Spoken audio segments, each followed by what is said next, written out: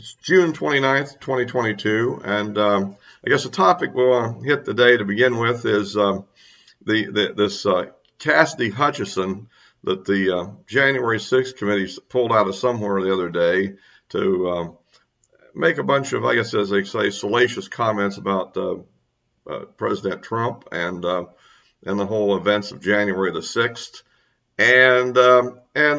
and so forth. Also, I may hit a few points on the Roe v. Wade overturn later in the video here. Yes. Well, apparently this lady was an aide to Mark Meadows, the chief of staff to Trump at the time, and she has this apparently, if I understand correctly, that she was was working with a pro-Trump lawyer until maybe a couple of 3 days earlier, and switched lawyers and changed her tune entirely. And now she's coming out making a lot of claims about Trump that are like, basically, and some of them are that they focused on quite a bit. And it also is that Trump apparently, was oblivious to security concerns during the rally, and that they were getting reports that there were people in the crowd that had weapons, and that Trump didn't care because he said they weren't there to hurt him, so he wasn't worried about that. And it was, I don't know if I actually, as I say, I watched this thing, but so maybe you don't have to. It's kind of interesting to see what's in it. I'm always concerned about this, that you never know these things when you have an adversarial hearing, what they might come up with and what impact it may or may not have.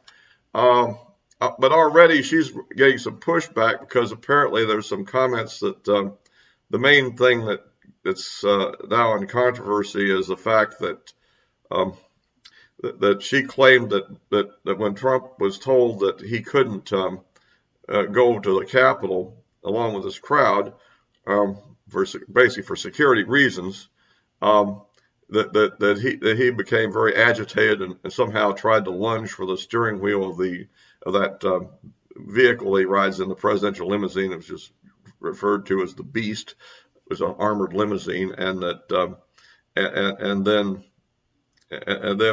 when the head Secret Service guy with him tried to stop him. He apparently went for the guy's throat or something. So okay. Try to present Trump as a wild man out of control. That's the Democrat theme here. That's what they're trying to do. But I understand now that the Secret Service agents are saying that if they're called, they're willing to testify under oath and will refute these charges. Which, since they're no longer, I don't know. I mean, it just seems to be like this is all kind of, hearsay to begin with, and it seems like it may be an accurate hearsay. And then now President Trump on his own social media has responded to. By the way, if you like these videos, please subscribe to the channel if you can. We up to 69, get more subscribers. Likes help with the algorithm, and comments are appreciated. But this is goes to show kind of what this one-sided show is doing. I mean, it comes off when you first watch it, if you just kind of sit back and take it in, it comes across as kind of believable. I mean, it certainly seemed to fool Brett Baer quite a bit. But now that we're getting pushback that, at least some of what she said apparently is untrue, which is they lead you to wonder, well, how much of it really was true. I think there's no doubt that's playing into an image that has been concocted in the media about President Trump, partly by his own creation. I mean, he is a very passionate individual. I don't think anybody on his side would even deny that. So whether he actually throws his food against the wall when somebody who he thinks is on his side turns against him, I don't know. But he was very disappointed in what the former Attorney General Barr did. And I would point out, though, that everybody keeps saying that his investigation found nothing. But on the other hand, what kind of an investigation did they really conduct anyhow? I've been pointing out on this subject going back to the true aftermath of the election in late 2020, that there simply wasn't time to conduct an investigation that would be adequate given what's likely to have occurred, between the time of the election and when the certification date rolled around. You're talking 5 or 6 weeks. It's just not enough time for a legal process of that scope. I mean, look how long this January 6th committee is taken to put together its propaganda front. You don't just do that in a day. And so at any rate, other than that, it sounds like that they had some indications that, that there was potential for violence there coming up beforehand with Mark Meadows and all. And apparently he spends most of his time on his phone scrolling through messages and stuff. Seems very non-reactive to anything she says, maybe because, I don't know, maybe she was a very minor official and he really didn't much care, or maybe he already knew all this stuff. The thing is that, the House, Nancy Pelosi had the same information. Why didn't they increase security? I mean, they left the security very light, allowing an incident like occurred to occur. And I've often thought the whole thing was kind of a setup anyhow, that there's likely that a crowd would get out of control. And I mean, I personally thought, going into this, the days ahead of time, this thing could get out of control. With no inside information at all, just looking at what the passions were being aroused and everything, and there's plenty of evidence in spite of the fact checkers' false information that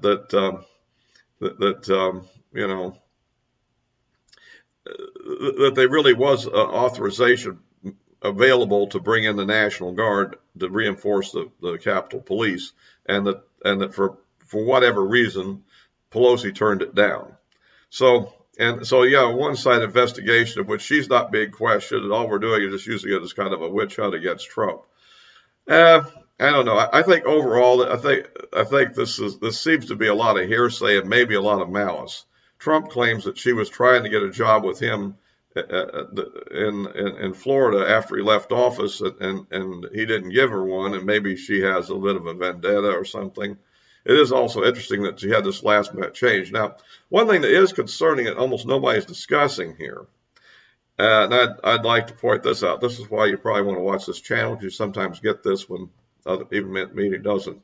At the end, our least favorite Republican Congress lady, Liz Cheney, please vote for her opponent in the upcoming primary, presented a couple of statements which seemed to indicate that somebody was trying to influence the witnesses, or at least this witness or some other witness. We don't know which witness for sure. It was done as if it was Hutchinson, but it may not be.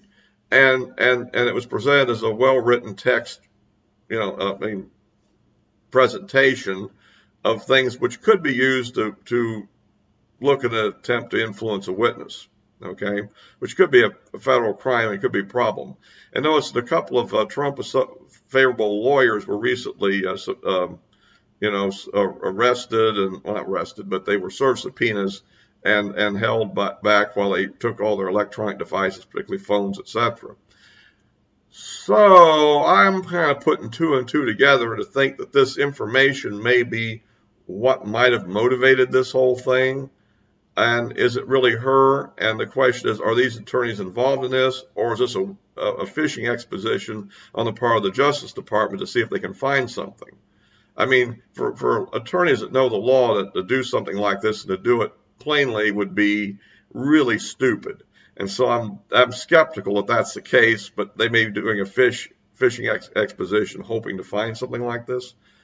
And the other issue is, does it come from Trump himself or a close Trump associate at his behest, or is this some other group of people out there? You always have these anonymous people always making death threats to everybody. I mean, who are these people, and why do they never get caught? I don't know. Are they all doing it?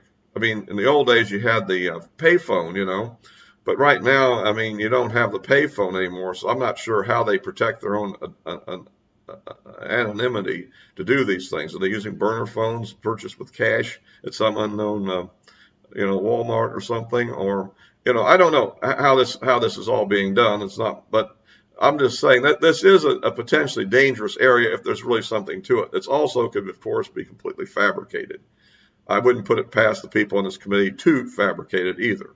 Not saying they did. I'm just that's another possibility. I'm also wondering, what level was this? An email? Was it a text message? Was it voice? Was it something that the person that received it, knew who that person was? Uh, you know, is it a transcription of a recording, or is there a recording? Is it the best recollection?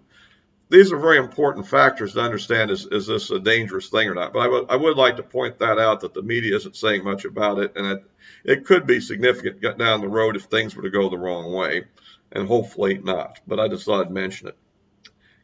That's kind of what I picked out of it. I'm thinking this could just be a crank also, for all we know. Who knows? So that's kind of that. The other thing I'll talk about, of course, we're all, I mean, well, I don't know, different people probably have different attitudes, but Roe v. Wade was overturned in the Supreme Court decision, of course, that came down last Friday. And of course, already things are happening on that front too. We have a situation with a lot of apparently district court attempts to block the trigger laws from going into effect. And that isn't too surprising, at least particularly at the state level. In just about every state, you can find some district court somewhere that's has a liberal judge, no matter how conservative the state, that's going to put some injunction out until it gets to a higher court. Obviously, we're moving to a situation where the subject is going to be somewhat scattered, and now the crazies and the administration are talking about putting abortion clinics on federal lands like national parks, etc. Who knows? Maybe even military bases across the country, Indian reservations. I don't. And at any rate, using them as a way to keep this available in states that are going to ban it. So that's something to keep an eye on. It sounds a bit like Crazy Tunes, but that's the administration you're dealing with. I mean, of course, personally, I'm very, very, very opposed to late-term abortions. I'm not a Catholic, so I don't necessarily have the doctrine of, which seems to be from fertilization of the egg on necessarily, but definitely this should be, but I'm not really opposed to the idea of banning it completely either, except that that's going to have its own consequences. And of course, since it's in the hands of the states, we know that people are going to be going from state to state now. I mean, there's going to be plenty of states, and it isn't going to affect people in the far left states at all for a long time. So it'll be interesting to see how this comes out. And I'm also concerned a little bit on what it's going to do in the election and so forth, although it may have the most impact in state elections. I think that's just beginning, and the battle is going to continue, obviously. These things never end totally. So anyhow, I just thought I'd mention that, and so I'll wrap this up for now. And by the way, links to my social media accounts are below. Well, not links. I can always say links, but it's actually the addresses. Just get on the social media account and put in the address. You can follow me there. I post fairly frequently on Twitter. I post these videos on all the others, and I occasionally post there on them too, depending on. Another thing I want to mention also is I do post these videos on Rumble as a backup channel, and also if you're a regular Rumble person and happen to see them there, you can follow me on Rumble. So, and if you're not on YouTube, that's another possibility. So I'll wrap this up for now, and until next time.